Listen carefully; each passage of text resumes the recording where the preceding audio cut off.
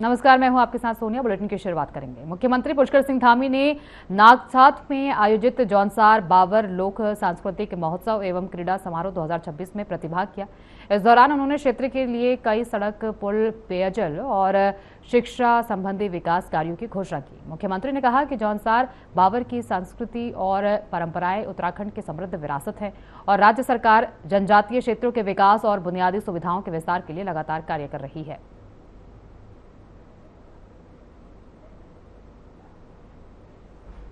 आप देख रहे होंगे और मुझे भी मासू महाराज के सानिध्य में मुन्ना सिंह जी भी थे, हमारे सभी मधु जी भी थी और भी हमारे सभी साथी वहां पर थे।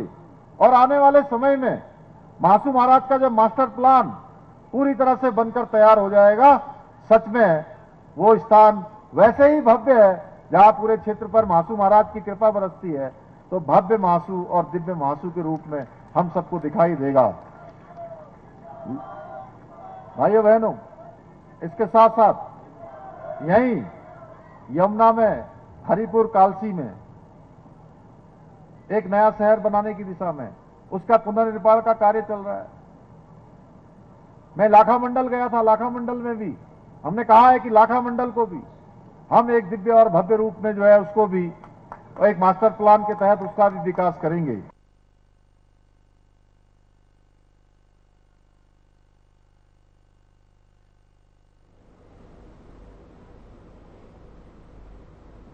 देहरादून में मुख्यमंत्री पुष्कर सिंह धामी ने मतदाता सूची के विशेष गहन पुनरीक्षण अभियान को लेकर कहा कि पूरी प्रक्रिया पारदर्शी और निष्पक्ष तरीके से संपन्न की जाएगी। उन्होंने कहा कि मतदाता सूची में केवल पात्र मतदाताओं के नाम ही शामिल किए जाएंगे। मुख्यमंत्री ने स्पष्ट किया कि अवैध रूप से रह रहे लोगों, संदिग्ध व्यक्तियों, प्रदेश से संबंध न रखने वालों और मात्र व्यक्तियों के नाम सूची से हटाए जाएंगे। इस अभियान से मतदाता सूची का शुद्धिकरण होगा और प्रामाणिक मतदाता आंकड़े उपलब्ध हो सकेंगे।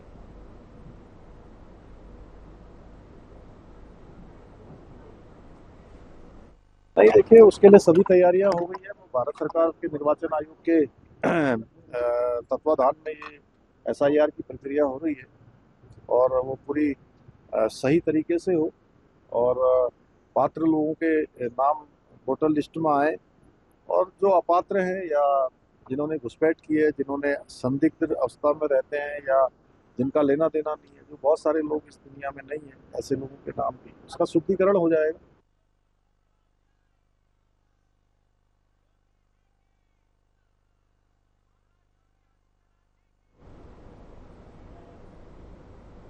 देहरादून में विशेष गहन पुनरीक्षण कार्यक्रम के तहत मुख्य निर्वाचन अधिकारी डॉक्टर BVRC पुरुषोत्तम ने मुख्यमंत्री पुष्कर सिंह धामी को गणना प्रपत्र सौंपा। सचिवालय में आयोजित कार्यक्रम में उन्होंने बताया कि मतदाता सूची के शुद्धिकरण के लिए यह अभियान चलाया जा रहा है। इसके अंतर्गत सभी मतदाताओं को गणना प्रपत्र उपलब्ध कराए जाएंगे।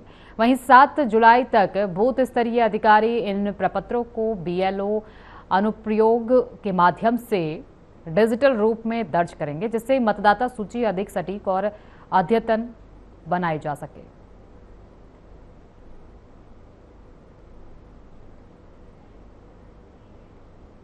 उत्तराखंड में विशेष गहन पुनरीक्षण अभियान शुरू हो गया है, जो सितंबर तक चलेगा। मतदाता सूची को लेकर कांग्रेस द्वारा उठाए जा रहे सवालों पर भाजपा प्रदेश अध्यक्ष महेंद्र भट्ट ने कहा कि ये एक निर्धारित प्रक्रिया है जिसमें पात्र मतदाताओं के नाम जोड़े जाएंगे और अपात्र नाम हटाए जाएंगे। उन्होंने कहा कि सभी राजनीतिक दलों को BLA-2 नियुक्त करने का अवसर दिया गया है। यदि कांग्रेस को किसी नाम पर आपत्ति है तो वो निर्धारित प्रक्रिया के तहत उसे दर्ज करा सकती है। उन्होंने कहा कि वास्तविक मतदाताओं का नाम सूची में सुरक्षित रहेगा।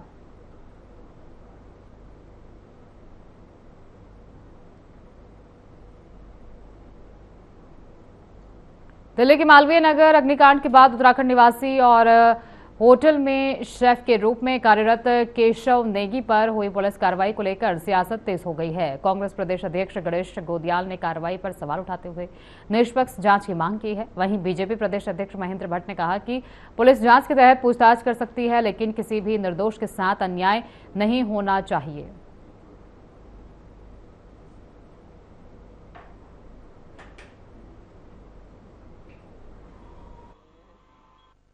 दिल्ली के मालवीय नगर में हुए अग्निकांड में करीब 1.5 दर्जन से अधिक लोगों के हताहत होने की बहुत ही दुखद खबर सामने आई है। ये बहुत ही सुनकर बहुत ही दुख हुआ कि एक अग्निकांड में इतने लोगों ने अपनी जान गंवा दी। प्रभु मृतकों की आत्मा को शांति प्रदान करे और इसमें जिन लोगों को भी घायल के रूप में शारीरिक क्षति हुई है, घायल हैं, उन्हें जल्दी स्वास्थ्य लाभ हो, मैं ऐसी कामना करता हूँ। किसी भी निर्दोष पर कार्रवाई ना हो, ये हम सब लोग चाहते हैं। माननीय मुख्यमंत्री जी ने दिल्ली के मुख्यमंत्री से वार्ता की है और क्योंकि जब इतना बड़ा अग्निकांड हुआ, बड़ी संख्या में लोग मरे हैं, तो पूछताछ हर व्यक्ति की जा सकती है, हमें उसमें आपत्ति नहीं है, लेकिन निर्दोष को सजा न हो, ये भी हम भी ये अपेक्षा करते हैं।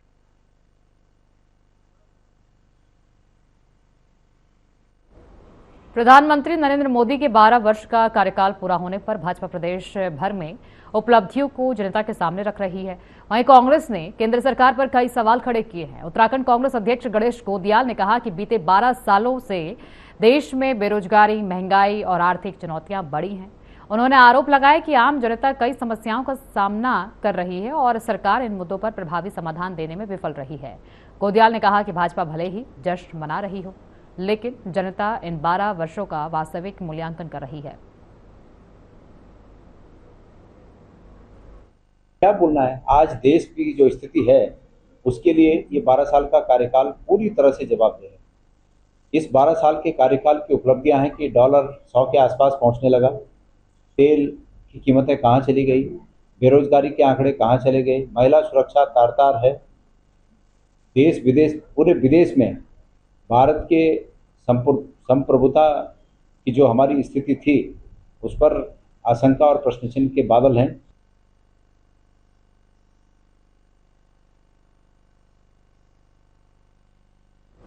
प्रधानमंत्री नरेंद्र मोदी की प्रधानमंत्री पद पर 12 वर्ष पूरे होने के अवसर पर बीजेपी ने प्रदेश भर में विभिन्न कार्यक्रम आयोजित करने की रूपरेखा तैयार की है। बीजेपी प्रदेश महामंत्री दीप्ति रावत भारद्वाज ने बताया कि केंद्र और राज्य सरकार की उपलब्धियों को जन जन तक पहुंचाने के लिए प्रबुद्ध जन सम्मेलन, जैविक खेती कार्यशालाएं और जनसंपर्क अभियान चलाए जाएंगे। 11 जून को मुख्यमंत्री पुष्कर सिंह धामी मीडिया से संवाद करेंगे, जबकि 12 से 16 जून तक वरिष्ठ कार्यकर्ता विधानसभा स्तर पर प्रवास करेंगे।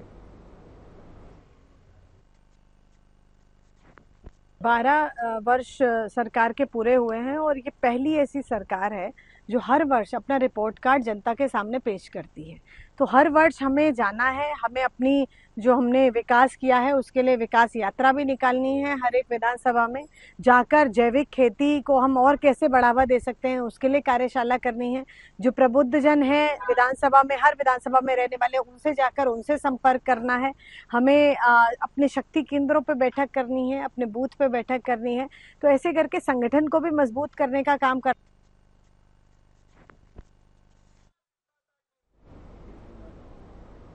भाजपा ने 2027 विधानसभा चुनाव को लेकर तैयारियां तेज कर दी है। पार्टी ने पिछली बार हारी हुई 23 विधानसभा सीटों पर विशेष फोकस करने की रणनीति बनाई है। भाजपा प्रदेश महामंत्री कुंदन परिहार ने बताया कि 2017 में पार्टी को 57 सीटों पर जीत मिली थी, जबकि 2022 में भाजपा 47 सीटों तक सिमट गई थी। उन्होंने कहा कि 2027 में इन सभी 23 सीटों पर जीत हासिल करने का लक्ष्य रखा गया है। इसके लिए पार्टी के कोर ग्रुप सदस्यों को अलग अलग विधानसभा क्षेत्रों की जिम्मेदारी सौंपी गई है, ताकि बूथ स्तर तक संगठन को मजबूत कर जीत सुनिश्चित की जा सके।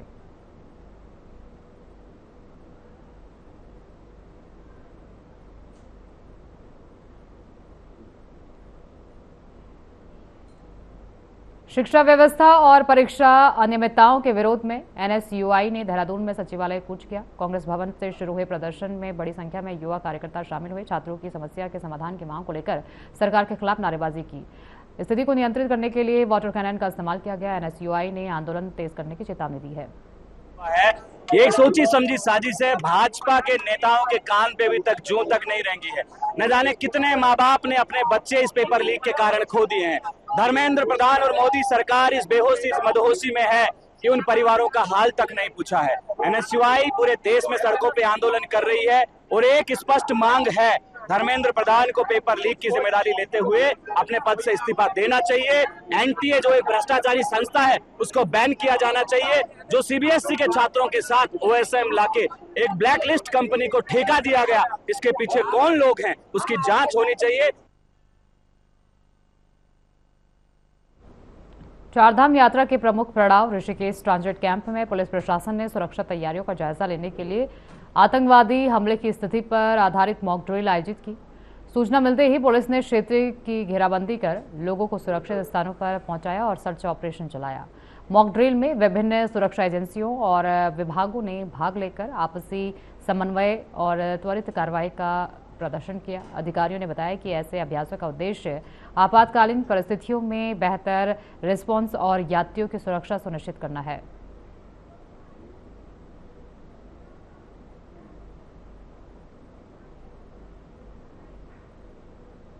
सीजन के दृष्टिगत यात्रियों की सुरक्षा के दृष्टिगत एक हमें मॉक ड्रिल का वो किया गया था, मॉक ड्रिल कराई गई थी, जिसमें एक आतंकवादी की सूचना होने पर तुरंत ही कार्रवाई करने पे तत्परता कार्रवाई करते एटीएस की टीमों के द्वारा और फायर ब्रिगेड और एसडीआरएफ की टीम और स्थानीय पुलिस के द्वारा तुरंत बुलाया गया। उनको मौके पर करके उन्हें ब्रीफिंग किया गया एटीएस को पूरी घटनाक्रम के बारे में जानकारी देते हुए, जिसपे एटीएस की टीम के द्वारा तुरंत कार्रवाई करते हुए एक आतंकवादी को घायल कर दिया गया और 3 होस्टकों को छुड़ाया गया। पूरी कार्रवाई का कितने समय में ये इसमें हमें पूरी कार्रवाई और आने में और इसमें ब्रीफिंग और उसमें ऑपरेशन को पूरा फाइनल करने में करीब आधे घंटे में काम पूरा कर लेंगे। हरिद्वार पुलिस ने अंधे कत्ल के मामले का खुलासा करते हुए 3 आरोपियों को गिरफ्तार किया है। मामला 10 मई को श्यामपुर क्षेत्र में चंडी देवी रोपवे के पास मिले महिला के शव से जुड़ा था। जांच में मृतका की पहचान बांदा निवासी कौशल्या के रूप में हुई। पुलिस के अनुसार मुख्य आरोपी रामप्रकाश उर्फ गोविंदा ने शादी के दबाव से परेशान होकर भाई और जीजा के साथ हत्या की साजिश रची। तीनों आरोपियों को गिरफ्तार कर जेल भेज दिया गया है। ये 10 मई को यहाँ हरिद्वार में जो हमारा चंडी देवी रोपवे है उसके पास जंगल में एक पुलिस को एक शव बरामद हुआ था, महिला का था। और चूंकि शव कुछ दिन पुराना था और उसके चेहरे से उसकी शिनाख्त नहीं हो पा रही थी, तो इसमें 103 BNS का केस रजिस्टर हुआ श्यामपुर थाने में। और इसमें फिर थाना पुलिस और CIU और इसके अतिरिक्त सिटी क्षेत्र से और जो टीम मेंबर्स हैं उनको क्लोज करके कुछ टीमें बनाई गई, जिसमें 3 टीमें CCTV फुटेज देखने के लिए और इसके अलावा इसमें एक ऑलरेडी जो पुलिस के पास एक सिंगल लीड थी कि उस महिला के हाथ। ऋषिकेश में देर रात चेकिंग के दौरान पुलिस और 2 इनामी बदमाशों के बीच मुठभेड़ हो गई। पुलिस के रोकने पर आरोपी बैरियर तोड़कर भागने लगे और पुलिस टीम पर फायरिंग कर दी। जवाबी कार्रवाई में दोनों बदमाशों के पैर में गोली लगी, जिसके बाद उन्हें गिरफ्तार कर लिया गया। SSP प्रमेंद्र डोभाल ने बताया कि दोनों आरोपी जानलेवा हमले के मामले में वांछित थे। पुलिस ने उनके पास से अवैध पिस्टल, कारतूस, नकदी और मोटरसाइकिल बरामद की है।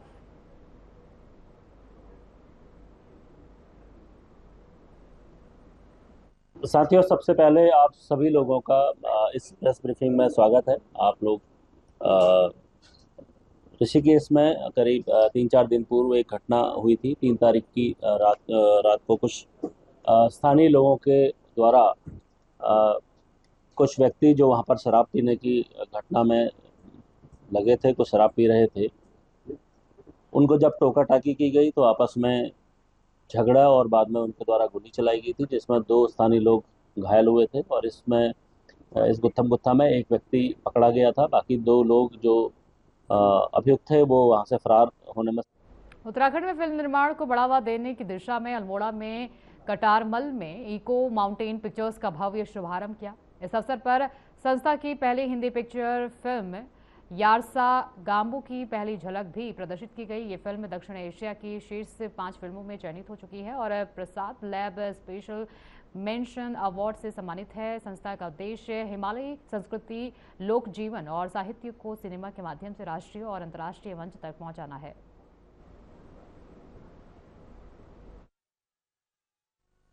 समाज का ये संदेश है कि जो हमने ये पिक्चर बनाई यारसा गांबू चिड़िया जी के नाम पे, ये उच्च हिमालयों पर में जो पाई जाती है कीड़ा जड़ी, उस पर पिक्चर बनाई है।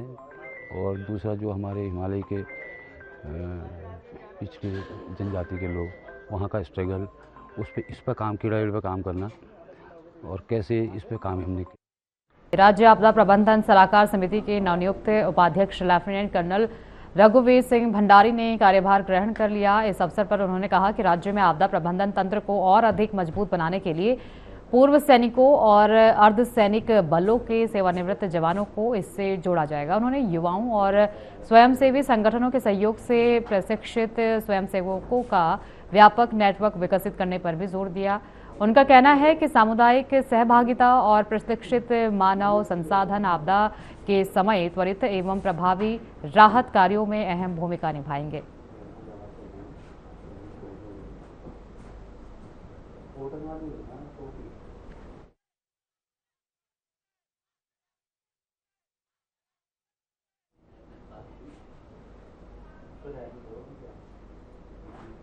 मानसून सीजन को देखते हुए देहरादून में डेंगू की रोकथाम के लिए स्वास्थ्य विभाग ने तैयारियां तेज कर दी हैं। विभाग के अनुसार 15 जून से डेंगू नियंत्रण अभियान को और व्यापक स्तर पर चलाया जाएगा। फिलहाल जिले में डेंगू का कोई मामला सामने नहीं आया है, लेकिन चिन्हित 10 हॉटस्पॉट क्षेत्रों में विशेष निगरानी रखी जा रही है। स्वास्थ्य विभाग की टीमें घर घर जाकर लार्वा की जांच करेंगी और लोगों को जागरूक करेंगी। नगर निगम के सहयोग से फॉगिंग और सफाई अभियान भी जारी है।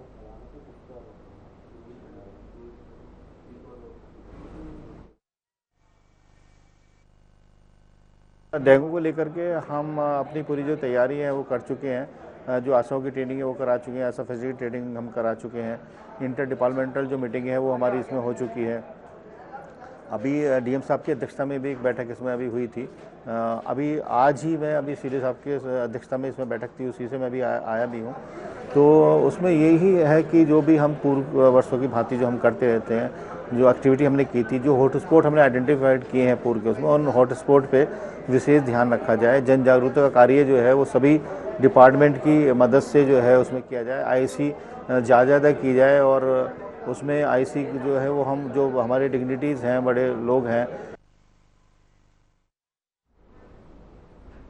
उधम सिंह नगर जिले के बाजपुर क्षेत्र में खुले मैदान में नाग नागिन का एक जोड़ा अटखेलियां करता नजर आया, जिसका वीडियो सोशल मीडिया पर तेजी से वायरल हो रहा है। दुर्लभ दृश्य को देखने के लिए बड़ी संख्या में लोग मौके पर पहुंच गए।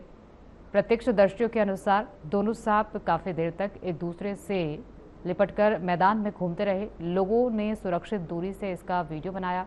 वन्यजीव विशेषज्ञों ने लोगों से सांपों के पास न जाने और उन्हें परेशान न करने की अपील की है। फिलहाल ये नजारा पूरे क्षेत्र में चर्चा का विषय बना हुआ है।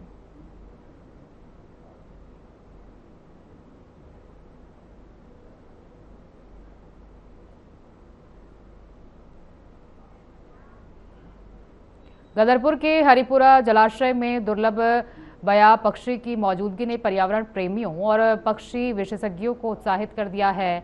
विश्व पर्यावरण दिवस पर आयोजित कार्यक्रम में वन विभाग ने बताया कि ये प्रजाति अब बहुत कम दिखाई देती है और इसकी मौजूदगी स्वास्थ्य पर्यावरण का संकेत है। क्षेत्र के 2 बाल पक्षी प्रेमी लगातार इन पक्षियों की निगरानी कर संरक्षण में योगदान दे रहे हैं। वन विभाग ने दोनों बच्चों को सम्मानित कर जागरूकता बढ़ाने का संदेश दिया।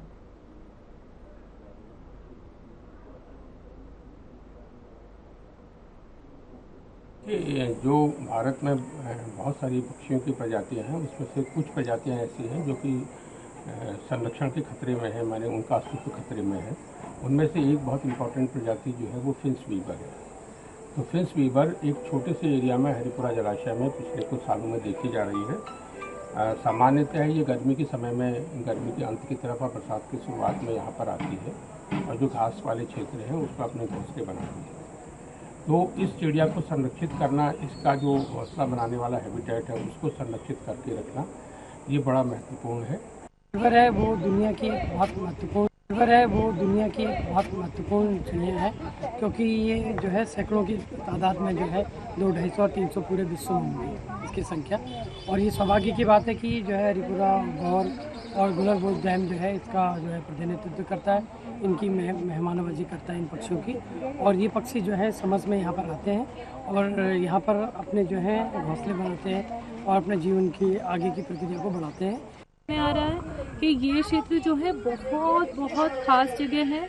पूरी इंडिया में ऐसे कोई क्षेत्र नहीं है जहाँ पर चारों वीवर पाए जाते हैं एक साथ और इतने आसानी से दिखते हैं।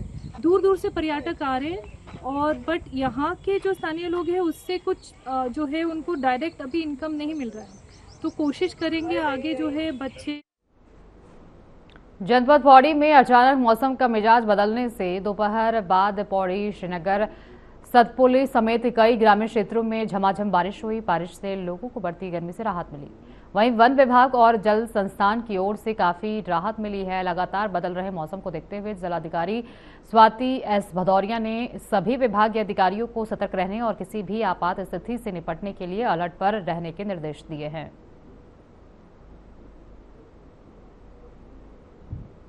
बुलेटिन में फिलहाल के लिए इतना ही। आगे की तमाम खबरों के लिए बने रहिए हमारे साथ।